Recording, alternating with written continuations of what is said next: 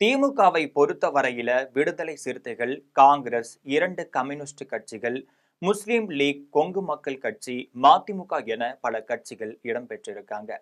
அதிமுகவை பொறுத்தவரையில இன்னமும் பலமான கூட்டணி அமையவில்லை என்று கருதப்படுது. அந்த வகையில தான் தற்போது வரை பாரதிய ஜனதா கட்சி மட்டுமே கூட்டணி அமைச்சிருக்காங்க. இதைத் தொடர்ந்து பாட்டாளி மக்கள் கட்சியுடன் கூட்டணி பேசி வருகிறார்கள். மேலும் தேமுதிகவுடன் பேச்சுவார்த்தை நடைபெற்றுட்டு இருக்கு. அநேகமா அதிமுகவை பொறுத்த வரையில பாட்டாளி மக்கள் கட்சியும் தேமுதிகவும் இணையலாம் என சொல்லப்படுது. இந்த சூழ்நிலையில தான் திமுகவில் தொகுதி ஒதுக்கீடு தொடர்பாக உள்குத்து போராட்டங்கள் நடைபெற்றுட்டு இருக்கு.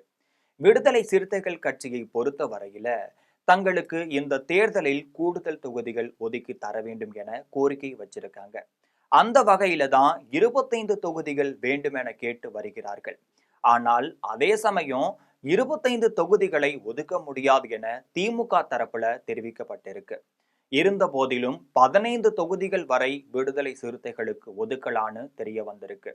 அதே சமயம்தான் விடுதலை சிறுத்தைகளுக்கு கூடுதல் தொகுதிகளை ஒதுக்கும் போது மதிமுகவுடைய தொகுதிகளை குறைப்பதற்கு திட்டமிடப்பட்டிருக்கு.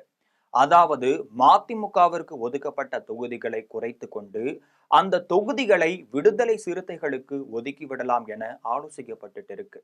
இது தொடர்பாக வைகோ கடும் எச்சரிக்கை விடுத்ததாகவும் தெரிய வந்திருக்கு. எங்களுடைய தொகுதியை அதிகமாக தர வேண்டுமே தவிர குறைத்து தரக்கூடாது என்று கோரிக்கை வச்சிருக்காரு.